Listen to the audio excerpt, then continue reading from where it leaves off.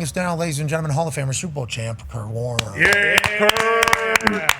Kurt, did you hear what Devontae just said there? And what are your thoughts on it as the state of the NFL currently? Well, I mean, I think every situation is different. Yeah, I am a firm believer that when you have new coordinators and you're asked to do things differently, that it takes time. You know, I was always a believer that, you know, when you got into a new system offensively, maybe AJ can talk about defensively, but offensively, for me, it took about 12 months to really fully understand and be able to react to the new offense. And, you know, I've always used kind of the analogy of learning a new language. So when you go to learn a new language and you learn, you know, a word in a new language, in the beginning stages, what happens is you revert back to your common language. So if it's Spanish and somebody says hola, you think in your head, oh, that's hello. It doesn't automatically, go to, oh, that means hello. Like that's just a natural reaction. You translate it back. And so you're playing or thinking slower. You know, even to this day, when I watch a play, just when I'm watching film, I revert back to the language that we used with the Greatest Show on Turf. Oh. That wasn't even the last place that I was, but back, you know, in the original stages, I just see things and think of things through that language. So everything becomes a translation. So when you come into a new offense and you'll watch film and you'll go, oh, you know, that's a play that everybody runs. You know, this quarterback has run this in all four places that he's been. But the nuance or what a coach wants you to do or the technique by which, receivers run routes can all change on top of the fact that you're having to think about the play as opposed to when you were in the first place. Oh, I know exactly what I'm doing. I know exactly who I'm reading. I know exactly where my eyes need to go. So that process of learning and being able to react, to be able to have somebody call a formation and then visualize that formation right off the bat or a play and you know exactly what everybody's doing. That's what you want to get to, but it's hard in the early stages. And, you know, up until recently, there was very few really good quarterbacks that went from one place to another and had great success.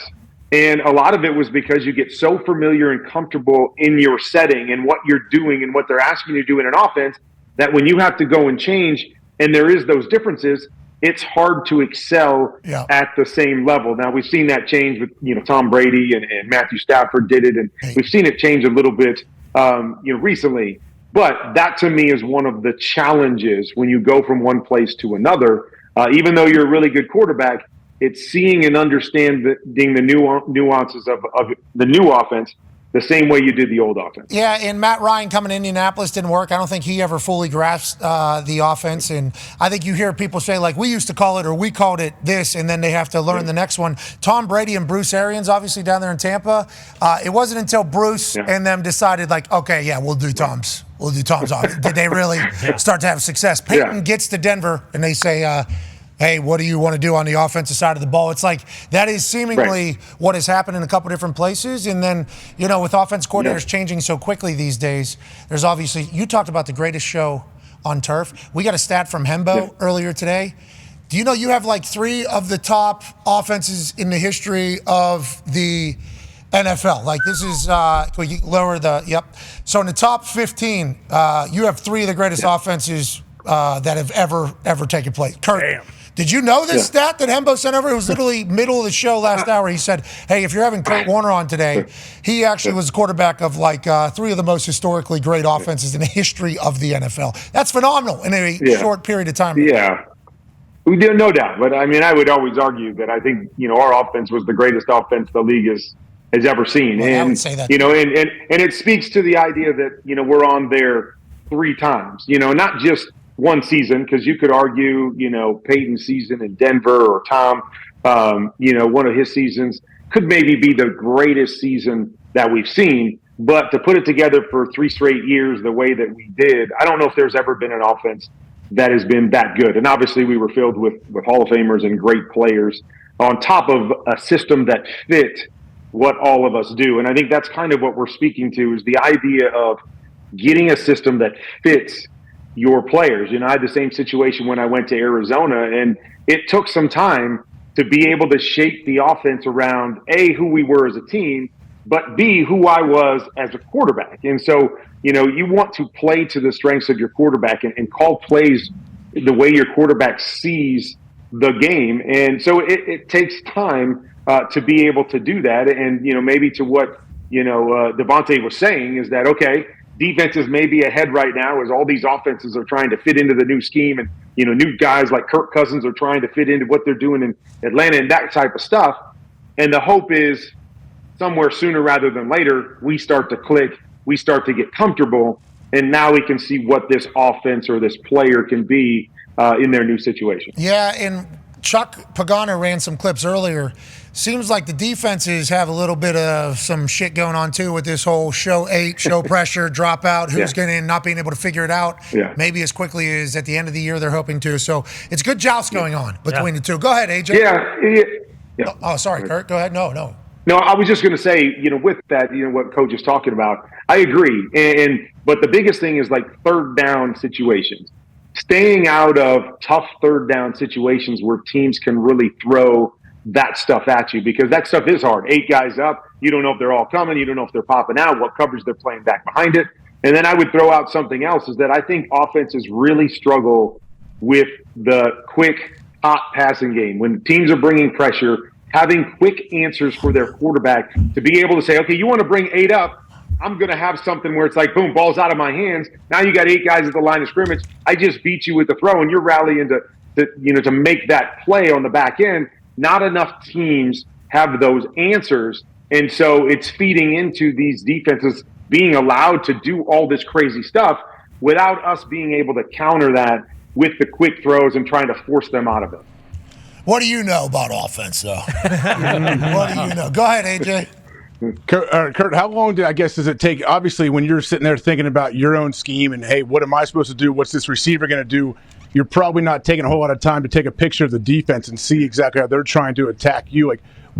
How long does it take as a quarterback? How many reps do you think, or I don't know how many years, however it could be, to where you feel comfortable? Okay, I have a pretty good beat on what these teams are trying to do against me at the line of scrimmage.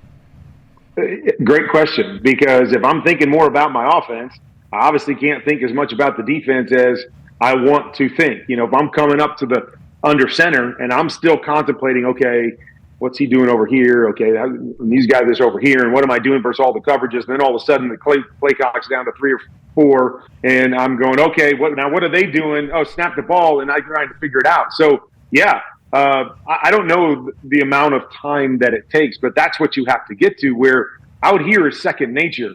I know what we're doing like the back of my hand. I can react to do. Now all I have to do is, what are they doing? Oh, the safety's going back to cover 2. Great, I'm going over here with the football, and those types of things. But you start stacking all that together, and then you add, the nuances of these defenses and the looks they're giving us, where it's not just basic, where I can figure it out in a half a second, and now it just continually stacks up, and it goes to the conversation that we had last week, that I believe because of some of that, a lot of these teams are going to the pure progression type passes. So now the quarterback doesn't have to know.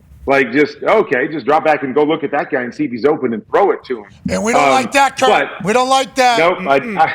Because you can't I don't win know about we. Can't win. I don't know about we. I know about I don't like that. And and a lot of people are saying, a lot of people are saying, well, the game has gotten so complex, and it's interesting because there are in certain situations there's no doubt about it, and there's nuance to this with the athletes that we have now that that makes some things harder. But if you just go and watch games, play to play, there are there's only so many coverages that you can play, and when you play those coverages, you still have to cover the zones in those coverages. Like, teams aren't out there, bringing all these pressures and then just leaving half the field wide open. Like, they're getting people to those areas to play the base coverages that we've always seen in this league, and we primarily see in this league now outside of those changeups. And so it's recognizing what we need to recognize. It's understanding your play to know, I don't really care what the big picture coverage is. All I need to know is if we've got 2 guys over here and they've only got 1, I can read that guy and make a play. And so I think sometimes we're kind of dumbing it down for these quarterbacks, like, oh, they can't handle all this. And B, we're not being able to focus on the small things, that we need to look at. You don't need to know what all 11 guys are doing. And I know we used to always say that, hey, good quarterbacks know what all 11 guys are doing. No, we don't. We just know, can they cover the guys that we have running these particular routes? Because all I need to worry about is 2 guys. Oh, do they have a guy deep and a guy underneath? Can they cover this concept? I don't really need to know what all 11 are doing if I know those little things that I'm looking at. And I think those are some of the things that are missing in the league. And again, we're trying to dumb it down and simplify it because we believe at the end of the day that will make more guys more successful. I just don't necessarily buy into that adage. Well, we feel that way. And I want to let you know, as a punter, I knew what all 11 guys on the field were doing. Yep. Okay, every single one. Yes, you did. I knew what everybody's job I had was. a front row seat. Bingo, yeah. He knew what everybody was doing, Hell too. yeah. So the coach I and knew the you- punter. No. We knew what everybody's job was, like what they were supposed to do. We just didn't see them, I was about to say- on the snap in 3 seconds. I couldn't see what all 11 guys were doing. Okay. But I just needed to know that the few that were important to me, I needed to know what they were doing. Punting a little bit more mentally tasking than quarterback. Yeah, That's what I just. It sounds like it. Sounds like it. I mean, okay, that's a big deal. I'm pretty pumped up about it. Yeah, what did Kurt Warner says it? No, I'm joking. Obviously, the quarterback situation that kind of rings the most true, I think, with what you just said, being quite a benefit if you know what the hell is happening, is very apparent in Carolina. Ty has a question for you. Yeah, Kurt, after last season and obviously 2 weeks through this season, a lot of people are basically saying, like, hey, this Carolina Panthers team might be the worst football team ever, maybe the worst franchise in sports. And then all of a sudden, Andy Dalton goes out there, throws for 300 yards and 3 touchdowns. Is it really as simple as, hey, they needed a guy like Andy Dalton to be in there, and now this is a team that could go out there and win several games this year? Like, can you really boil it down to, hey, they just needed to replace Bryce Young, and now Andy Dalton has the keys, and with Dave Canales, like, they could actually maybe do something this year? Well, first I'll say I'm not sure if anybody saw that coming from Carolina. So, what you saw from Carolina the last year and a couple games when Bryce was the quarterback, no, I didn't see that. I didn't know what they were capable of offensively because it didn't look good and they weren't creating big plays. Now, did I believe that putting Andy Dalton in there, and this is twofold. First, I've been an advocate of Andy Dalton and believe he's one of the 32 best quarterbacks in the world for a long time. And because he doesn't have the physical gifts of some of these guys in the league, I think his career has gone a different route, and he's found himself as a backup when he should be a starter in this league. Like, he's better than, at least half the quarterbacks that are starting in the league right now. He's better than them. He's smart. He's accurate. He knows where to go with the football. He makes the layups. He gets the ball out of his hands quickly because of the things that I'm talking about. And that automatically helps your football team because if nothing else, you're not taking sacks. You're not making negative plays. And so any team that makes, a 4-yard gain instead of a 5-yard loss is always going to have a better chance to be a good football team. Like, Andy played good in that game. I think Andy could play a lot better than he played in that game, and they still put up a bunch of points and moved the football because they were on schedule because of the way that he plays and the way that he gets the ball out of his hands. And so I don't know how good they can be. We're going to have to see it a couple more weeks and go, man, was that just, new energy and kind of the perfect storm? Or are they a team that's capable of all this? But yes, it is as simple as when you take a young quarterback who's struggling to see it and get the ball out quickly and get the ball out on time, and you put a quarterback in there that can do all of those things, yes, I do believe it's automatically going to make your team better, even if you don't necessarily have great talent, right? If you have a receiver that, gets separation at the top of his route, but he's not going to hold that separation, better get the ball out on time, better get it to him, when he gets open. You do that, now we get a big completion. You're late on that. Now it's a knockdown, it's an interception, the defense wins. And so that kind of stuff makes a huge difference in this day and age. Well, really, any day and age when you've got a quarterback that can do that. Did you say Andy Dalton was born with red hair? That's why people don't give him credit? Is that what you said? I did not. I don't think I heard came that. out. Yeah. I might have been thinking. I heard you might have heard that in my mind, but I did not say that. No, I heard it out of your mouth. That's what he said. Oh, good. Okay. All right. He has red hair. That's what I heard. That's how this brain took it, I think, as soon as you said it. Wow. Wow. Yeah, I agree. He is maybe the most powerful redhead right now. Definitely up there. I mean, Ed Sheeran, pretty good. Meghan Markle's husband. Yeah.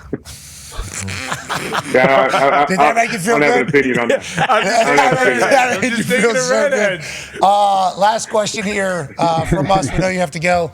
I know that you're a square dancer, line dancer, two-stepper. Okay, we know that from American Underdog. Great movie, available now on Hallmark, I believe. Make you cry. Do you watch PBR at all? Do you get a chance to watch any PBR stuff? Bull Rider? No, I do not. What's on the TV when you're line dancing? Is that not just PBR on repeat? What is on the... I mean, when I'm line dancing, I'm going to a place that's got live music. So no TV. That's kind of what. I mean, they probably got TVs. I'm not watching the TV. What are we talking about here? I'm not watching the Did you TV see what when I'm happened not to line PBR? dancing. I almost died. I didn't know if you were two-stepping.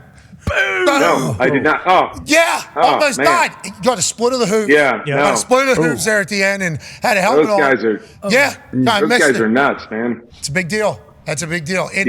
This guy can No, line dance the that's- shit out of a dance floor too. I just need you to know that. Kurt. Oh. This guy, right? here. Jeez. No, thanks, man. You never rode a bull? Have I? No, I've never rode a bull. No, have you ever? You rode a bull? Big part of your movie is You guys- line dancing. I just assume we ride horses. What does that have to do with riding a bull? Everybody that line dance is supposed to be riding bulls? I don't know, at least a horse. I got at least a horse. Nope, not a horse rider either. I got a daughter that jumps horses. Does that count? But no, it's not me. Yep. Makes sense. I'm not the hat guy, the big belt buckle guy. No, my wife just kind of pulled me into the line dancing, but I enjoy it with her. But I'm not all cowboy-ish like that. No. You be a good cowboy. Yeah. You be a good cowboy. Yeah, I don't know about that. You're great talking football. Ladies and gentlemen, Hall of Famers. Well, thank you. World Champ Kurt Warner. Yeah, girl.